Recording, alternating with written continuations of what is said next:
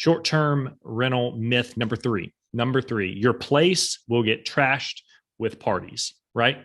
Your place will just get wrecked. That is a myth, and we truly believe that is a complete myth.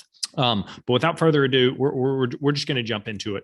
The two biggest questions that we get at MyTripify with investors, that's our main clientele. That's who we love helping and working with to get them essentially mailbox money. So two biggest questions: money and parties. How much money am I going to make, and will my place get wrecked? Those are the two biggest objections, questions that we get throughout the process of us working with somebody. So once again, how much money am I going to make, and is my place going to get wrecked? That's it. So if we can produce great income for our investors, make it very passive, and then also prevent parties, that's a win-win scenario for everybody involved: guests, investors, and then us, the short-term rental property managers as well. So with all that being said, those are the two biggest objections and questions that we get. With that being said, things happen. Things will happen. Things are going to get broke. Things are going to get damaged. You're going to have not great guests. If anybody tells you they have 100% great guests, then they are lying to you. So with that being said, things will happen. It's really about damage control. When things happen, it's just a matter of time. If you've been in this business long enough, it's just really a matter of time of when people are going to damage something. It could be minor. Most things are pretty minor.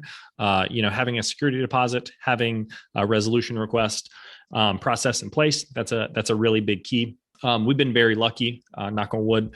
I haven't had many things happen, but when they do, making sure you have a process in place to recoup the damages, order new things, and then keep it moving. That's really what it's about. So. Kind of second point, things will happen.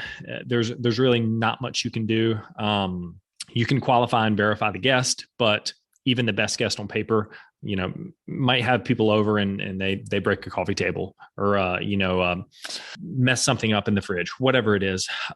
So kind of third point, we do recommend doing additional verifications. So Airbnb, Verbo, Direct Booking, all the other big OTAs, they do have additional verifications. So you can essentially not let a guest auto book if they don't have a good review, or if they have to be recommended by another host. So there's kind of layers of protection.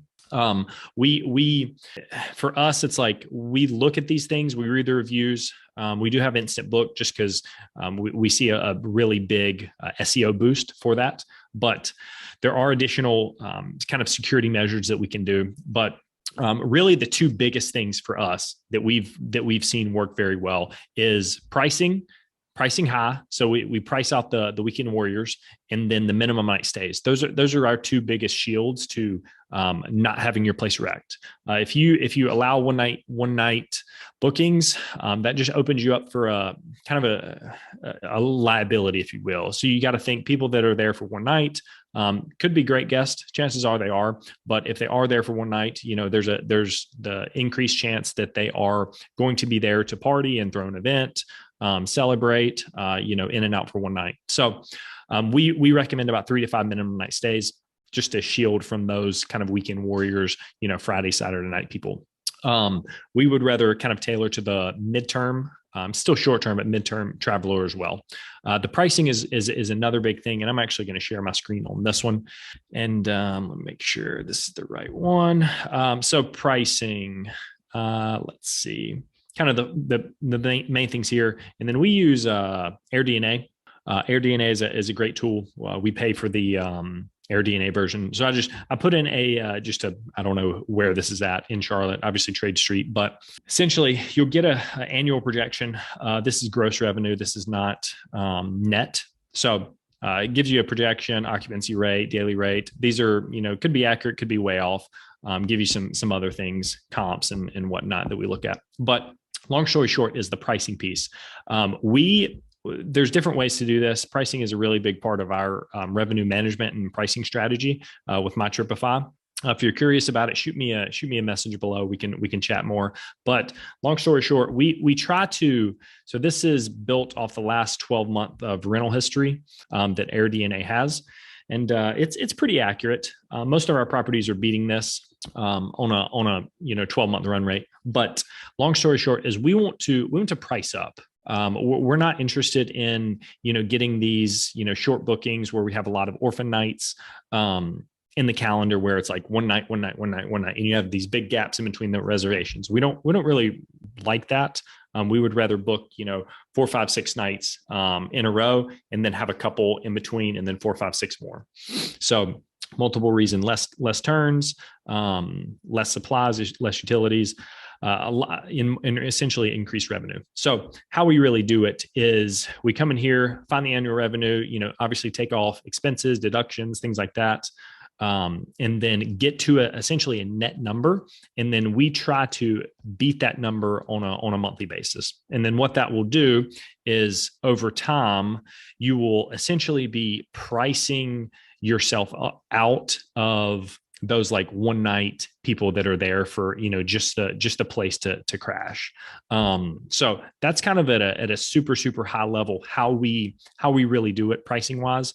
Our goal is to obviously beat these revenue projections, and we've done a pretty good job at that across the board, across all of our entire portfolio.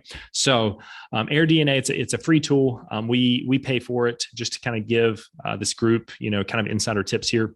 If you haven't heard of it, it's a really cool tool. We pay for it, so this is we got a ton of comps and some other things that we can do here. But long story short, that is essentially the biggest couple questions that we get with how much money do we make, and is my place going to get wrecked? So if you have any questions, shoot me a message, drop a comment down below. If there's anything that I may have missed, we're not perfect here at MyTripAdvisor, but we do we do good by our investors. And if you have any questions, let me know. We will continue this STR Myth kind of mini series, if you will. And other than that, thanks for watching. Have a good night.